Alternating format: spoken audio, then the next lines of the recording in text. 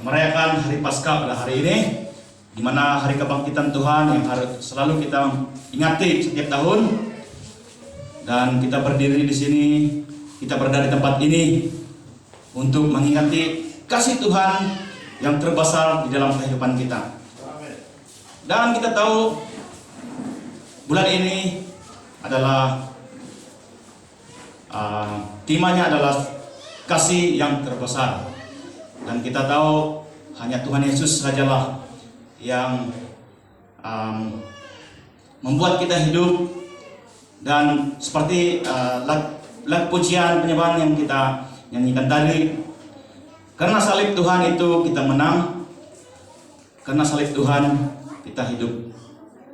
Dan kita hari ini berada di sini karena Tuhan kita Yesus Kristus. Saudara, saya ambil teks pembacaan firman Tuhan ataupun tema kecil yang saya mau bawa pada hari ini, yaitu kasih yang sempurna melenyapkan ketakutan. Izinkan saya buka mas dulu karena ini mengganggu sedikit. Ya, oke. Sekali lagi saya ucapkan salam untuk kita semua. Ya, kita tahu seluruh dunia menyambut hari Paskah pada hari ini, dan kita lihat di media sosial ataupun di mana baik di media sosial ataupun ya di Google, dan mereka sangat excited ataupun teruja dengan hari kebangkitan Tuhan ini, karena seluruh dunia merayakan, kita memperingati kasih Tuhan ataupun karya penyelamatan Tuhan itu dalam kehidupan kita. Jadi tema yang saya mau bawa pada malam hari ini adalah kasih yang sempurna melenyapkan ketakutan. Kita lihat di dalam 1 Yohanes 4 ayat 18. Ini dalam terjemahan baru Indonesia. Di dalam kasih tidak ada ketakutan. Kasih yang sempurna melenyapkan ketakutan, sebab ketakutan mengandung, bukan perempuan mengandung. Kalau kita mengandungi ataupun ya ada isi, ketakutan mengandung hukuman, dan barang siapa takut, ia tidak sempurna di dalam kasih. Saudara, cukup jelas apa yang ada di dalam 1 Yohanes ini, bahwa tema yang saya bawa pada malam hari ini adalah kasih yang sempurna melenyapkan ketakutan. Bahkan juga kita lihat sendiri apa yang sudah Tuhan lakukan dalam pelayanannya, sehingga dia sanggup mati di atas kayu salib karena dia tahu kasih yang sempurna itulah yang akan melenyapkan ketakutan. Walaupun waktu dia di Taman Getsemani, dia mengalami suatu cabaran yang sukar dalam pelayanannya, sehingga dia berpeluh-peluh. Dan bayangkan seorang manusia akan tidak lama lagi dia akan disiksa, tetapi dia tahu Allah menyertai dia, Bapa di surga menyertai. Jadi kita lihat yang seterusnya. Next. Oke, untuk pendahuluan kasih, kalau di dalam bahasa Yunani ada 4, tetapi saya hanya ambil 1 daripada 4. Kasih dalam bahasa kamus cinta, sayang, balas kasihan. Kalau dalam bahasa Yunani, kata benda adalah ayatau ataupun agapao. Kata kerjanya adalah ayataf. Saya pun tidak pernah disebut nih. Agapan ataupun agape, kasih tanpa syarat yang Tuhan miliki di dalam pelayanannya. Ini adalah kasih, menceritakan kasih. Sempurna ialah tidak ada cacat celanya, lengkap dan tidak ada kekurangan. Melenyapkan, menghilangkan, memusnahkan, merosakkan dan sebagainya. Ketakutan, resah, gelisah, khawatir, cemas, gemetar dan risau. Bila kita mencantum semuanya, kasih yang sempurna melenyapkan ketakutan. Contohnya kalau kita ada anak ataupun suatu golongan orang-orang muda yang berlainan jantina akan berada di suatu tempat, mereka hanya orang-orang muda dan tidak ada perhatian ibu bapak. Tetapi kalau mereka mengerti ayat firman Tuhan ini, kasih sempurna melenyapkan ketakutan, mereka tidak akan pernah takut. Sebab, kenapa saya katakan demikian? mereka akan mempercayai antara satu dengan yang lain. Sehingga kita sebagai ibu bapak mempercayai apa yang mereka lakukan, dan kita mempercayai anak-anak kita. Jadi itu adalah salah satu daripada bayangan kasih sempurna melenyapkan ketakutan. Itu adalah salah satu. Bahkan juga Tuhan Yesus sendiri, kalau bukan karena kasih, kita tidak akan merayakan memperingati kematian Tuhan Yesus di atas kayu salib, bahkan juga kebangkitannya. Karena kasih, kita ada di sini merayakan hari Paskah pada hari ini, malam hari ini. Oke, yang seterusnya, ya, kesempurnaan kasih hanya dengan menuruti firman Tuhan. Ini terdapat di dalam 1 Yohanes 2 ayat 5. Tetapi barang siapa menuruti firman-Nya, di dalam orang itu sungguh sudah sempurna kasih Allah. Dengan itulah kita ketahui bahwa kita ada di dalam Dia. Cukup jelas kan? Boleh gak? Nampak? Sebab saya takut dia kecil lah. Oke, cukup jelas, dan terima kasih untuk perhatian kita semua. Kita belajar untuk memperhatikan firman Tuhan ini agar menjadi kekuatan kita di masa-masa akan datang, bakalan kita untuk menghadapi hari-hari yang mendatang. Saudara yang dikasihi dalam Tuhan, di dalam 1 Yohanes 2 ayat 5 ini, barang siapa menuruti firman-Nya, di dalam orang itu sungguh sudah sempurna kasih Allah. Dengan itulah kita ketahui bahwa kita ada di dalam Dia. Bagaimana mungkin kita ada di dalam Dia, padahal kita tidak nampak Dia? Dan kita sendiri menjawabnya. Di dalam kita, di hati kita ini adalah bait Tuhan. Di dalamnya adalah bait Tuhan. Jadi pelihara itu sebaik-baiknya. Saudara yang dikasihi dalam Tuhan, dan yang seterusnya, orang Kristen, saya dan saudara, pada dasarnya adalah umat yang mengasihi, tidak kira siapa suku, kaum, bahasa, budaya, agama dia. Adalah umat yang mengasihi, tidak kira siapa mereka di sekeliling kita ini, karena Tuhan Yesus telah menjadi contoh dan teladan di dalam pelayanannya. Menjadi contoh dan teladan di dalam pelayanannya. Sungguh luar biasa Tuhan kita. Kalau bukan Tuhan kita masih di dalam keadaan yang kucak-kacir. Walaupun keadaan hari ini kita mendengar ada peperangan dan juga ada konflik di sana sini di sekeliling kita, tapi bukan di Malaysia. Tapi saya tidak tahulah kalau di Malaysia ada. Kita berdoa untuk itu.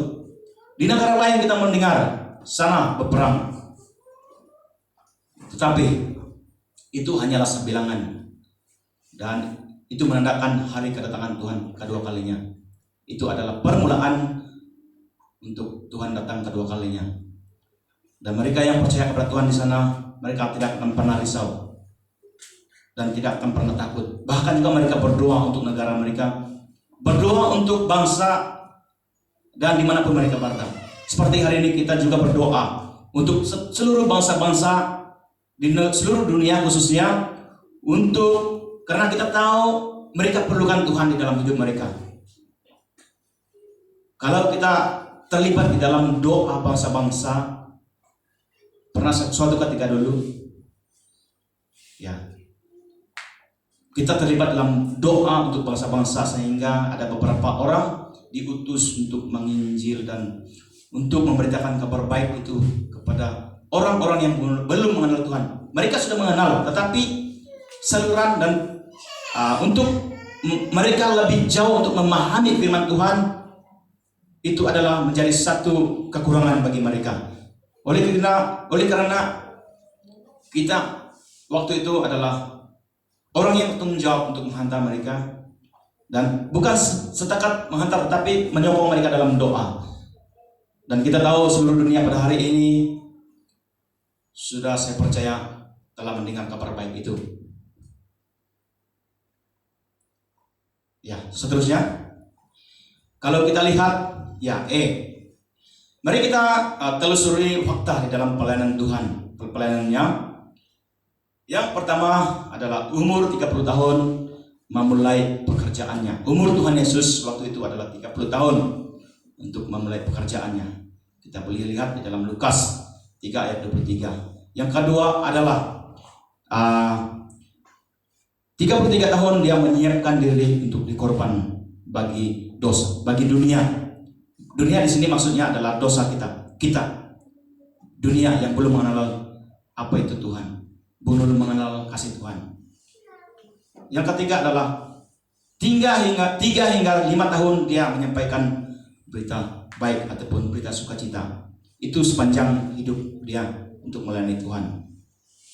Yang seterusnya, yang keempat, 30 keping uang perak dia dikhianati. Kita boleh rujuk di dalam Matius 26 ayat 14. Kita tahu siapa pengkhianat dia.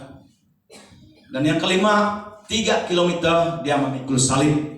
Bayangkan, kalau orang biasa, kalau kena cangkuk kan sudah mati Pak. Tapi 3 kilometer, bayangkan, berat lagi, sudah kena siksa lagi waktu dia masih di dalam pelayanannya untuk memikul salib 3 kilometer. Yang keenam adalah 3 jam dia tergantung di kayu salib. 3 jam. Waktu itu belum mati lagi. Dan 7, paku terpecah di dalam bahasa Melayu, tertancap dalam bahasa Indonesia di kaki dan tangannya. 3 paku. Kalau kita lihat dalam banyak film-film Tuhan Yesus yang difilmkan, memang 3 paku lah, dan tidak ada paku lain di tempat di leher ataupun kepala, tiada. Yang di kepala hanya ada 1 duri, mahkota duri. Yang seterusnya, yang ke-8, lebih dari 3 liter darahnya tercurah untuk saya dan saudara.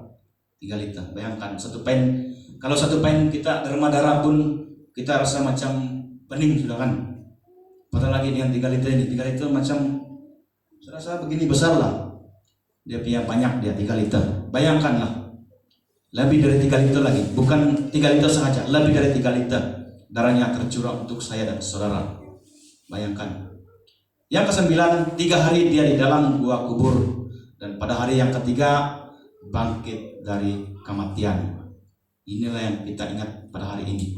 Yang ke-3 hari dia adalah bangkit dari kematian. Yang ke-10, 3 kata yang dia mau sampaikan kepada saya dan saudara. Aku mengasihimu. Ini semua berkisarkan tentang kasih semua untuk kita semua. Dia menceritakan tentang kasih. Yang seterusnya kita lihat, yang seterusnya, yang B, mengapa ini perlu terjadi ataupun berlaku? Supaya genaplah nubuatan kitab para nabi. Kalau kita lihat di dalam Yesaya 9 ayat 6 ini, Alkitab Visi Purnio. Kalau kita lihat di dalam ayat ini, sesungguhnya seorang anak telah lahir bagi kita, seorang putera telah dikurniakan bagi kita.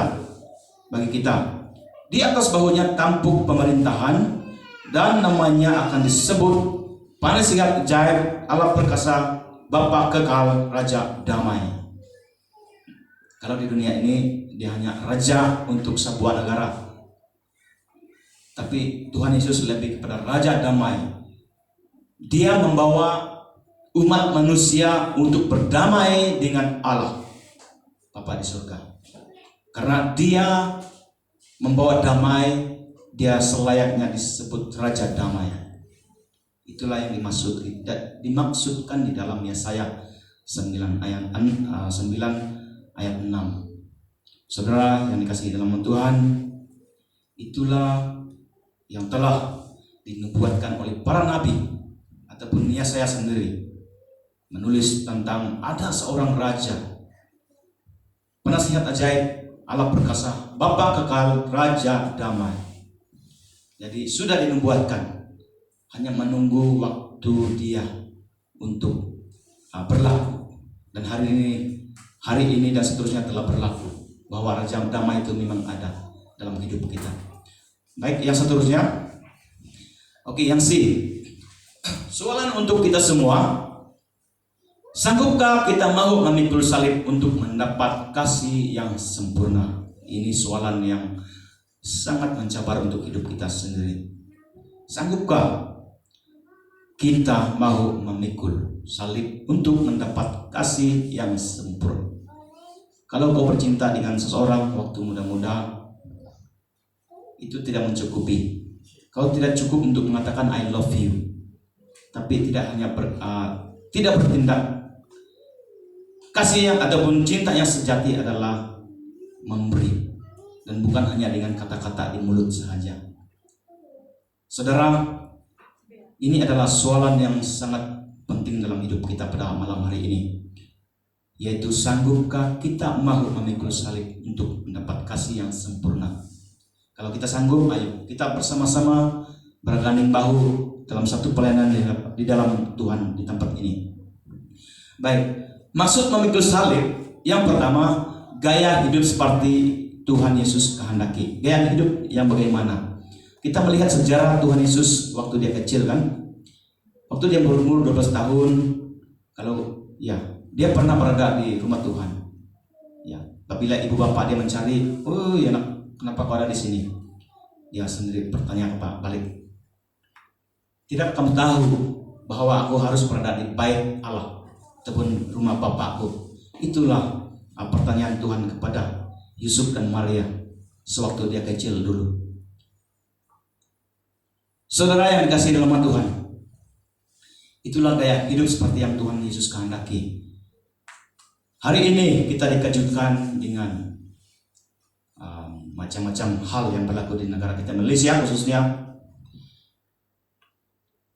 Anak-anak yang telah dilanggar oleh seorang wanita sehingga terbunuhnya 8 orang. Siapa yang harus dipersalahkan untuk hal ini? Kita mau berdoa supaya Malaysia khususnya ya, sosialnya akan lebih baik di masa-masa akan datang, dan kita mau anak kita berkeliaran di sana sini. Kita sebagai ibu bapa mendidik anak-anak kita untuk seperti gaya hidup seperti yang Tuhan kehendaki dalam hidup kita. Yang kedua, siap berkorban. Berkorban, apa maksud berkorban? Kalau seorang tentara seperti Ikon Jemius kan, walaupun dia hari ini ada di gereja, tetapi kalau ada sesuatu berlaku di laut sana, dia mesti bersiap sedia untuk pergi melihat, karena dia on call. Kita tahu itu adalah disiplin seorang tentara. Berkorban itu adalah ya, ikrar seorang pasukan keselamatan. Kita berdoa untuk dia, sebab dia adalah satu-satunya, ataupun mereka yang lain yang ada di sini jemaat kita, untuk menjaga keselamatan baik perairan negara kita, bahkan juga di darat. Tetapi di sini siap berkorban, menderita, melakukan pelayanan. Menderita maksudnya bukan tidak semestinya menderita, "Oh, kau tidak perlu bekerja lah, saya mau menderita untuk Tuhan. Saya mau menderita yang tidak masuk akal," orang bilang.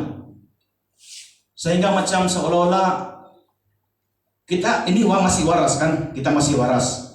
Paham maksud saya kan? Kita menderita maksudnya macam mana mau sampaikan ini perkataan menderitanya. Kita menderita melakukan pelayanan Tuhan ini seperti yang dilakukan oleh pemain musik, bukan setakat di mimbar, tetapi menderita untuk segala-galanya, seperti Tuhan Yesus sewaktu dia pernah sekali ataupun beberapa kali ditolak oleh orang-orang Farisi dan Saduki, tetapi Tuhan Yesus tahu waktunya belum tiba untuk dia datang di atas kayu salib. Dan itulah maksud menderita melakukan pelayanan. Walaupun seringkali kita mendengar perkara ataupun negatif yang ada di dalam telinga kita, sesuatu yang mengolok-olok kita, sesuatu yang melamakan iman semangat kita percaya pada Tuhan. Inilah dimaksudkan menderita untuk melakukan pelayanan Tuhan. Berkorban apa saja. Baik material kita, masa kita, dan segala-galanya. Oke, yang seterusnya. Yang ketiga, menyangkal diri. Maksud menyangkal diri di sini adalah hidup berpusat kepada Kristus, mengutamakan Tuhan dalam hidup. Ya, saya lupa letak ayat di sana. Dan hidup berpusat kepada Kristus, mengutamakan Tuhan dalam hidup.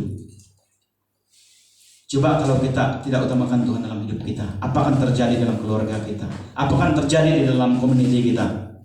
Semuanya tukang terbalik. Kalau kita lihat surga, orang-orang percaya Tuhan pada hari ini, lihat saja di sini.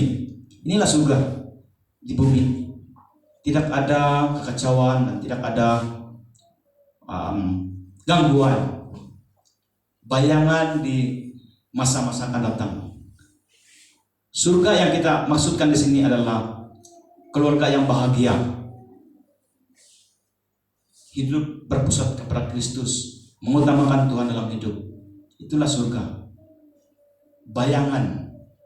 Di masa akan datang kita tahu, apabila kita meninggalkan tubuh ini, Tuhan telah menyiapkan sesuatu yang istimewa dalam hidup kita, yaitu surga. Kalau kita lihat di dalam Lukas 9 ayat 23, ini dalam Alkitab Versi Borneo, Yesus berkata kepada semua, jika seseorang hendak mengikutku, dia harus menyangkal dirinya, memikul salib setiap hari dan mengikutku. Inilah sudah nyata di dalam Lukas 9 ayat 23. Jika seseorang hendak mengikutku, dia harus menyangkal dirinya, memikul salib setiap hari dan mengikutku. Nah, kita tahulah, mengikut Tuhan Yesus, kita senantiasa dahagakan firman Tuhan, dahagakan kasih setia Tuhan dalam hidup kita. Seperti yang kita nyanyikan tadi di dalam pujian penyembahan tadi. Hari ini kita disajikan dengan semua penyembahan seperti yang pimpin pujian katakan tadi, sentimental, saat teduh malam. Ya, itu saat teduh malam. Yang seterusnya, lagu penyembahan. Ini adalah satu lagu yang selalu saya ingat seumur hidup saya. Sewaktu saya kanak-kanak, sebelum saya pergi sekolah, itu sekolah rendah, ada jiran saya selalu memainkan lagu ini. Korban Kristus di Golgota, darahnya yang suci mengalir, karena kasihnya untuk manusia. Tangan dan kakinya terpaku, dimahkotakan duri tajam, terbukti nyata kasihnya yang besar untuk umat manusia. Ini bagian kita. Cobalah kau renungkan, apakah belasanmu, kasihnya yang besar, kasihnya untuk dosa manusia. Ya, kasih yang terbesar sesuai dengan tema kita pada bulan ini, kasih yang terbesar. Saudara, lagu ini dimainkan di era 80-an sudah. Jadi itu berligar-ligar di kepala saya. Apabila saya pergi ke tempat yang jauh di berkeluarga, itu akan bermain di kepala saya. Apa kebalasanmu? Wow, apa kebalasanmu? Apa kebalasan kita untuk pengorbanan Tuhan dalam kehidupan kita? Kalau kita lihat di dalam gambar raja di sini, ini adalah lambang. Sepatutnya melambangkan kebangkitan Tuhan. Sudah terpotong pula. Oke, lambang kebangkitan Tuhan. Dia bermula dari prasalib dan akhirnya bangkit pada hari ketiga. Ini adalah lambang. Dan yang seterusnya juga adalah gambar raja, di mana umat Kristen pada hari ini simbolnya adalah salib. Salib Tuhan itu menyelamatkan kehidupan kita. Karena salibmu ku hidup, karena salibmu ku menang. Itulah maksud di sebalik simbol salib. Oke, yang seterusnya. Oke, karena begitu besar ini senantiasa, kalau kamu tidak hafal ini saya pun tidak tahu lah. Dari sekolah minggu lagi, Yohanes 3 ayat 16. Ini terjemahan baru Indonesia.